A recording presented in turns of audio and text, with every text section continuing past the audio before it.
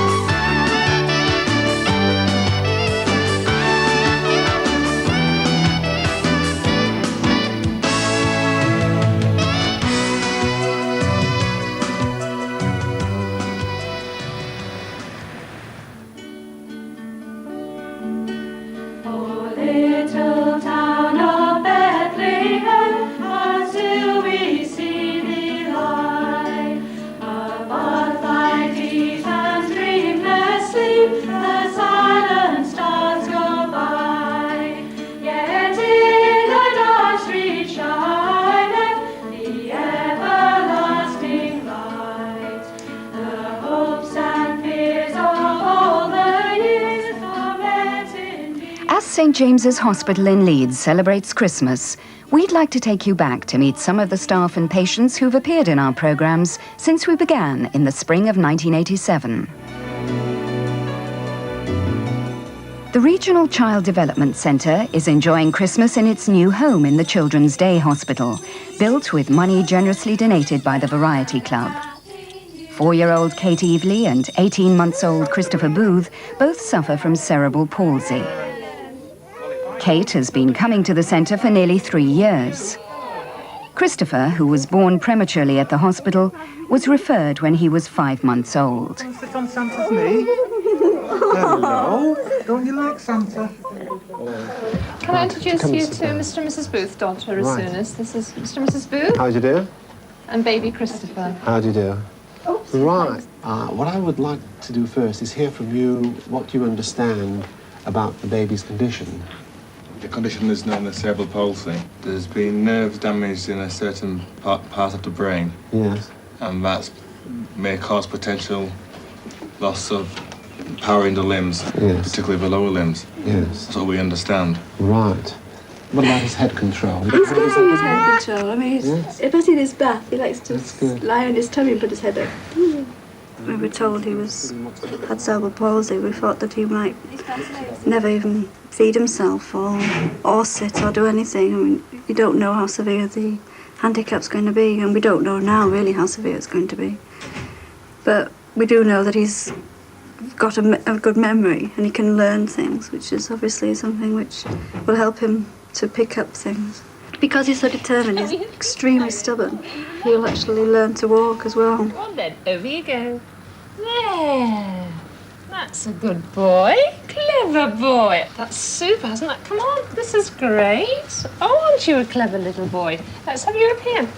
This is fabulous. I mean, when you first have a baby, everybody says, "Oh, congratulations," but nobody knew what to say when they knew he was handicapped. So it was always a matter of, do we say sorry or congratulations? And you need somebody to be able to help you through that sort of stage to begin with. And obviously, Christopher was at the Child Development Centre right from the start. And they always sort of made me feel he was special and that he was capable. Gave me a lot of confidence. Even at their Christmas party, the older children are playing a learning game. Kate's group is a dressing group that comes in during the holidays for dressing practice. So we decided that we would dress up and so would the children to make it more entertaining for them. I sit up. Good girl. Right up, Kate. Sit up straight. Good girl. Come on, up. That's lovely. Good girl. That's smashing. Very good. Going to stand up now? Up. Up. That's it. Let's go and find Christopher now. Good girl. Now, keep your hand on. We really did not expect Kate to ever walk, either with a walker or independently. Whereas now, especially during the last 6 months with her tremendous determination and motivation, she is now walking with her walker, and also we can see her possibly in the very near future walking on her own. She's certainly now standing alone. Kate? Where's Kate? Ah. Oh, it's hard work, isn't it?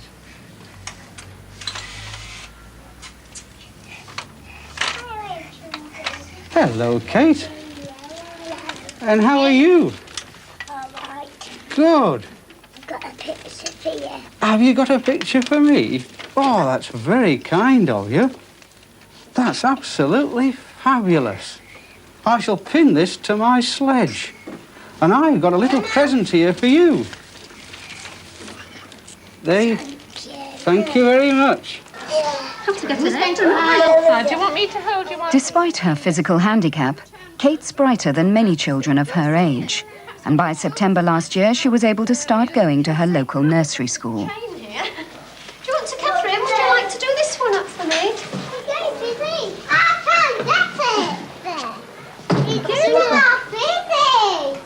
Excuse us, please.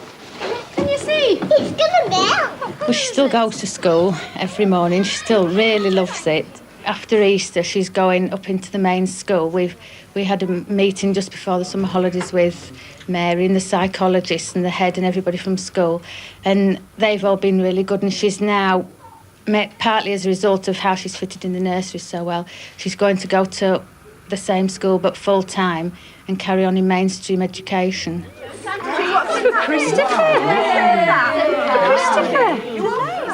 Christopher has a long way to go, but with the help of the staff at the centre, he'll be an achiever like Kate. He's Christopher, and he's got what every baby has. He's got his own personality and his own things to offer to people. It's hard work, but at the same time, you do see results. And I think it's the partnership, working with the parents, that's so important. Jingle bells, jingle all the way. Oh, what fun it is to ride a one-horse open sleigh. Hooray! In Falkirk, 42-year-old Catherine Benny is delighted to be able to do her Christmas shopping with her daughter and granddaughter. 15 months ago, she was facing death as her liver began to fail rapidly after years of debilitating illness. Her only hope was a liver transplant. Well, Catherine had a cirrhosis of the liver, which is the term we use when the liver gets scarred. And in her case, the cause of the scarring was due to what's called primary biliary cirrhosis, which is an autoimmune disorder, probably, in which she damages her own liver because of the immune process going out of control. It's predominantly a condition in women. We know by the slow deterioration in this condition when is the right point to advise liver transplant. Catherine spent 12 days in the liver unit, waiting desperately for a suitable donor liver that would save her life. When Professor Giles took me in the office and says that there was a liver and I would be going to theatre in the morning, would I accept it? Would I go? And I obviously immediately say yes, but this thought goes through your mind saying, oh dear, I could be dead tomorrow. And you think, don't be silly, you're going to die anyway, you have to go for it. But it's only, fine, it's the only chance you've got, so you have to take it. At 2 o'clock in the morning, surgeons from Professor Giles's team returned with the new liver, and the preparation for Catherine's operation began. Most of us like to get the liver settled into a new person within 8 or 10 hours of the donation taking place. So there isn't really time to search around the country for the right match. The true matching occurs in terms of size. We have to get the right size of liver for the right recipient. Before the 6-hour transplant could start, there were 3 hours of hard work for the anaesthetist. Where are the temperature probes? Basically, the blood supply from the top half and the bottom half of the body are disconnected.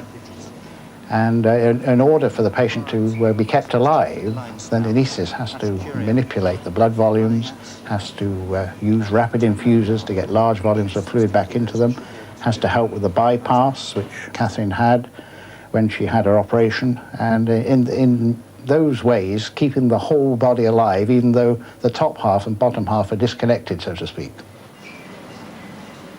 When a liver becomes cirrhotic, the scarring produces an obstruction to the flow of blood through the liver, and the back pressure from that produces what are simply varicose veins within the abdomen.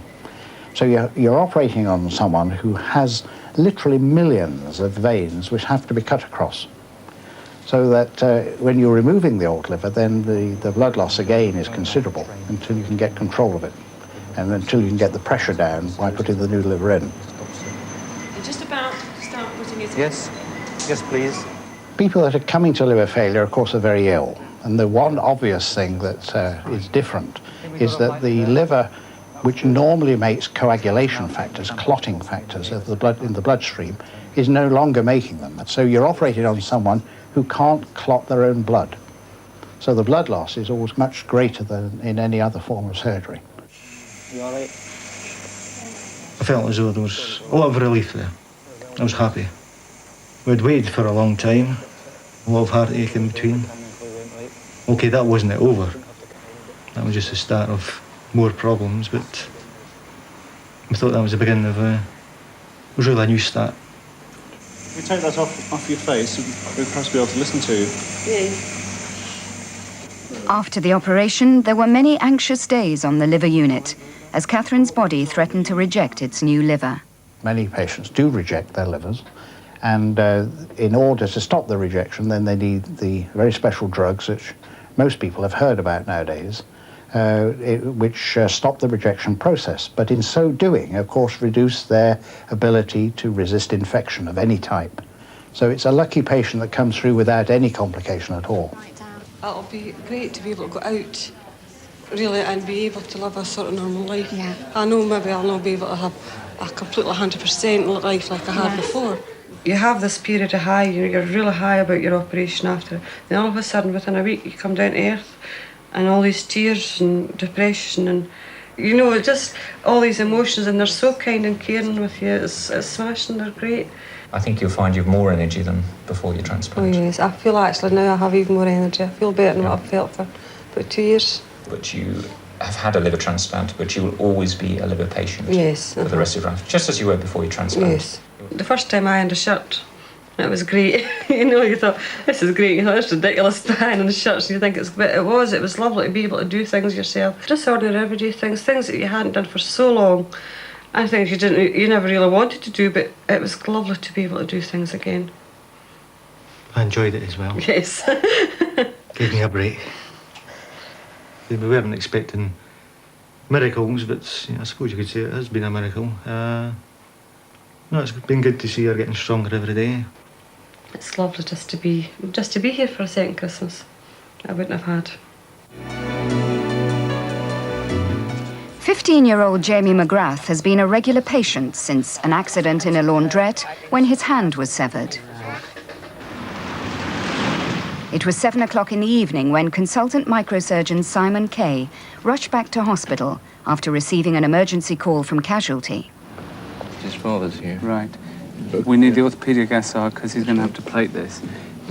I think at this age we really ought to go for putting it back, even though it's avulsed. But obviously we'll decide that as we go along. Right, you go to the theatre, I'll meet there in 5 minutes, okay? I went over to the laundrette. I just saw his arm off, and then I asked if he had his arm, and they said no. So I went over to the dryer and got his arm out. And I gave it to a policeman who unravelled it, and he put it in an ice pack because he got some ice from a club next to the laundrette. And then he got on the ambulance and took him to hospital. Pretty upset at the time, crying and that sort of stuff, And wool, I still think we should go for it. Vessels and nerves are reasonable at the moment. Depends what we find on the stomach.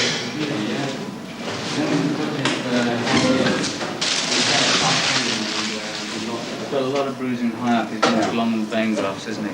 Jamie's hand presented a tremendous challenge to replant because of the wrenching nature of the injury. But I would always be prepared to try reattaching the amputated part in a child because children's healing is very resilient. That's in more or less full supination, and there's a reasonable range of pronation. Right, super. And I think that's reasonably solid. Right, Lizzie, can I take you? Okay, John, that's a brilliant job. You've done brilliantly. Can I give you a shout if we need you? I don't think we will. I think we need some big lines up and ready to run as soon as they take the pressure down. You couldn't hardly see my face because I was all wrapped up in the silver stuff, so it just seemed like somebody else, really. So I just watched it like it wasn't you. Is that warm? You don't hold it. It's scarcely warm. I shouldn't be able to hold it. You don't hold it. Yeah? Look, we're losing this. Can we get on? After forceps. Go and boil a kettle, okay? I want boiling water so that we can have hot stuff. If you can hold it, it's not hot. It's coming and going a lot, this hand. Very worrying, that. I think amputated parts are always very emotionally traumatic, and particularly in young children. And one is bound, therefore, to feel a certain urgency, and one desperately wants it to work. As morning arrived, the night's tension gave way to numbing tiredness. I've slipped into ultra calm mode, which is one step down from stupor. Let's go to the back. Oh, should be finished just in time to go to work. At the end of Jamie's replantation, I was exhausted. And all you're really thinking then is, thank God it's worked. There's a lot of rehabilitation, there's a lot of secondary reconstructive work. And that's the first thought. The next is, there's a long day ahead, because if you've been up all night, your patients the following day don't just go away, you have responsibilities to them too. Do you know why you're coming into hospital? Yeah. This time? Coming in for muscle grafts from there to my hand. Right. So do you have much sort of function in it then now? Just that now. That's good. It's better than nothing, isn't it? Jamie's a very remarkable boy.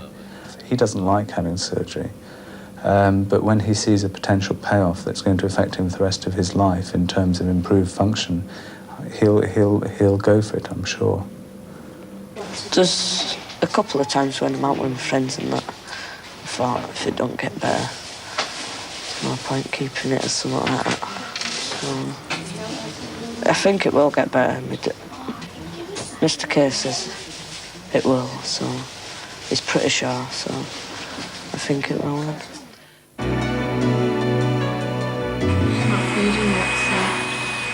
When we first met Ian Fitzsimmons, he was a fourth-year medical student. Now qualified, Ian's a senior house officer in the premature baby unit. We originally filmed him as he trained on the labour ward. And now, Susan, this is Ian, medical student. And he's going to be working with me today, so I'll just be talking him through. Ian has seen 3 babies being born already, but they have to witness 5 before they can get to deliver themselves. And it's just really teaching them how to look after somebody in normal labour. The primary reason I agreed to do it, or the thing that really swayed me, was that if I hadn't have done, my mother would have killed me, most certainly. So I think, it's her fault. She gets the blame. And again, Susan, we're all pushing with you for all the good it does. This is a boy. Well done, Susan. That took some pushing out. Can you say that again? Oh, it's a good job, is it? Same for the last one. You found it real as well, wasn't it?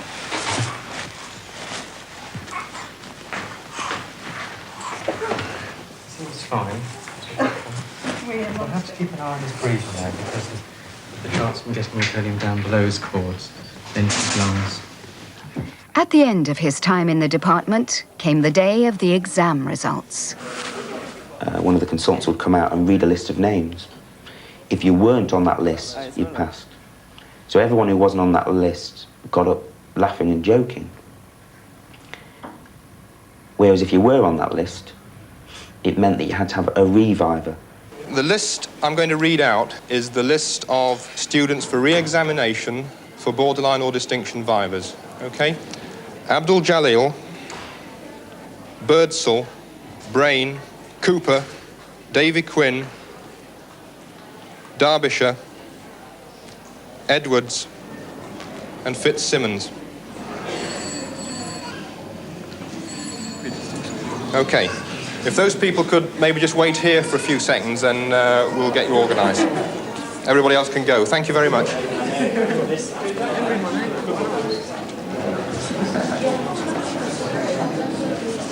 Who? Were you called out? No, I wasn't.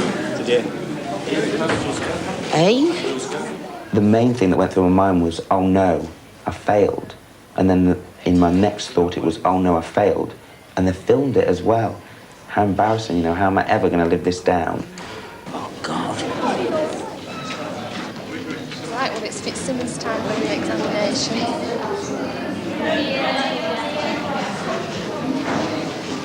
What none of us, including Ian, knew at the time was that he was being re-examined for a distinction and not because he'd failed.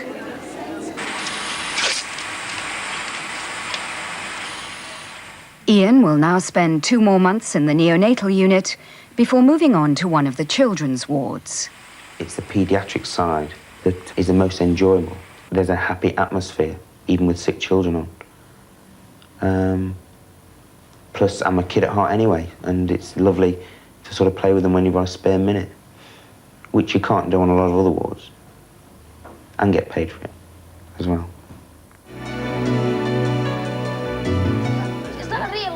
Since his kidneys failed 5 years ago, the dialysis unit has become home from home for 12-year-old Maroof Farouk. I think she was just worried. But for 6-year-old Gemma Pickett from Grimsby, facing her first day on dialysis, it was a bewildering experience. We'll be checking her blood pressure quite regularly because by moving blood from somebody's body and putting it around an artificial circuit, it can drop the blood pressure. At first, she wasn't too bad. You know, all the staff there were really good. I mean, there's a teacher there, get them to do things, and televisions.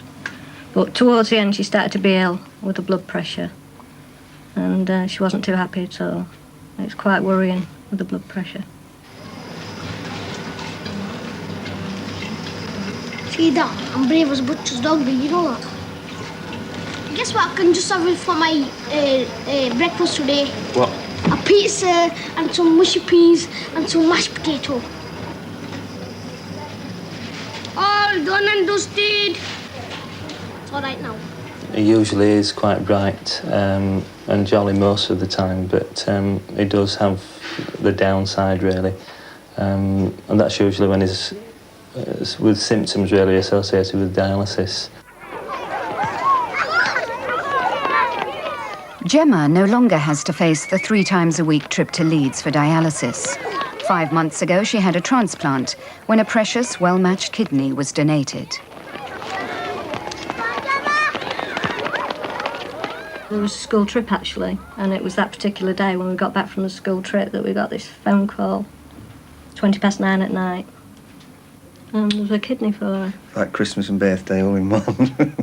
And she did so well. She was out of the transplant ward in 2 weeks. She's very thin because she couldn't eat hardly anything because of the diet she was on. And now with the steroids, of course, they've blown her up, so she looks sort of as if she's put on a lot of weight, which she has, but it's not basically a diet, it's because of the steroids. But hopefully when they cut those down, that should go down. Yeah, that'll go down as well. But she's got so much energy. She's just back, she's just a different little girl. For Maroof and others like him, the long wait for a donor kidney continues. Ordinary life must fit round dialysis, and now Maroof comes to the unit in the evenings so he doesn't miss too much school. I've got a lot of homework when I get home. I've got to do English homework for the deputy head. Is it difficult to get everything done with coming here as well? And I can't say anything. I've just got to do it. And plus I've got my maths homework to do as well.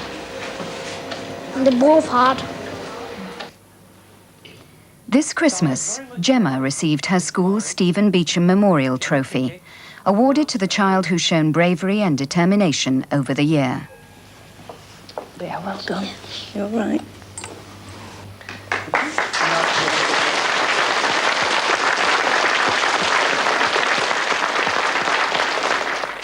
Well, I'm looking forward to Christmas because last Christmas she was in hospital on Christmas Day with an infection in the tube that was fitted to her. So I'm really looking forward to Christmas. And after that, I'm just looking forward to just a normal little girl, having a normal little girl again. Back and wave your arms as well. Okay, right, after 3 then. 1, 2, 3.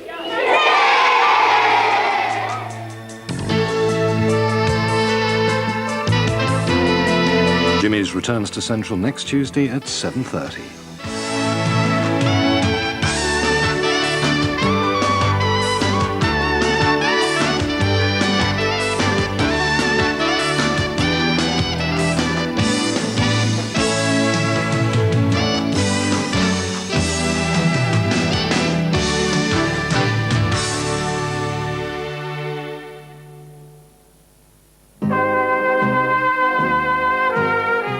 Miss Coronation Street, a Christmas Day stocking filler at 7:30 on Central. There could be a few surprises in store.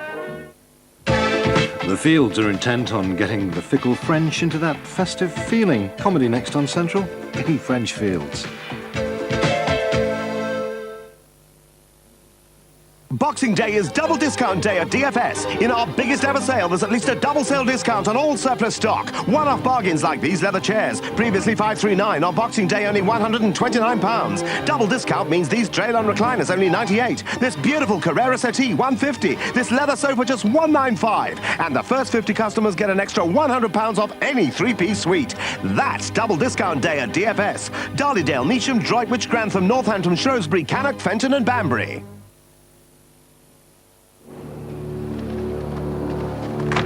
On the subject of color, I'm with Henry Ford. Okay? Give her the $25 smile. They're partners in crime who know a good scam when they pull one. You killed my daddy! Now they're going from the poorhouse to the penthouse. From director John Hughes, creator of Home Alone, comes Curly Sue at a cinema near you from December 26. Yeah, did you know Hoover will give you your money back on this dishwasher within 100 days? No questions asked. Even if you decide you just don't like it. Yeah, and I'm the Queen of Sheba.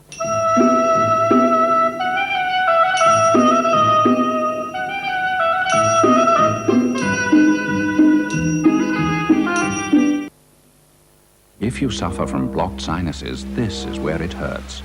Pressure builds up here, you get headache and pain here. This is where Sinutab comes in. Sinutab clears the congestion here, relieves pain quickly here. Sinutab relieves sinus pain and headache fast. The new Braun Oral-B plaque remover is a major innovation in brushing technology. It helps remove plaque effectively every time you brush. Its unique oscillating brushing action cleans thoroughly, deep between each tooth and along the gum line, leaving teeth so clean you can feel it. The new plaque remover from Braun and Oral-B. Why won't my powder get this chip grease completely out at 40 degrees? Because it's fat. And butter? At 40 degrees, my powder won't always shift it. How come? Because it's fat, and ordinary compacts don't stand a chance at 40 degrees. And now? Now there's new Ariel Ultra with fat digester. It's remarkable new ingredient. Look, on these fat stains at 40 degrees, ordinary compacts can have problems. But new Ariel digests fat, leaving clothes ultra clean. I hate to admit it, but Ariel's worked. The fat had no chance, even at 40 degrees. New Ariel Ultra digests the fatty food stains ordinary compacts leave behind at 40 degrees. Hey, Santa, have you heard about Lampolly's January sale? There's up to £150 off per person. £150 each? Get away.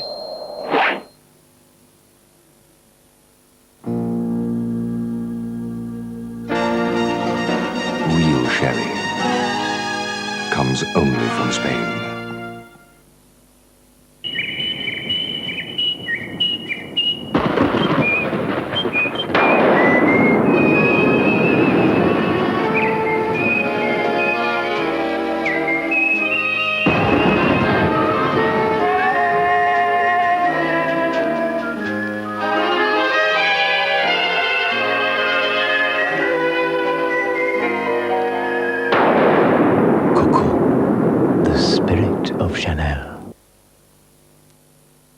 It's a dead cert. The final double episode of Gone to the Dogs.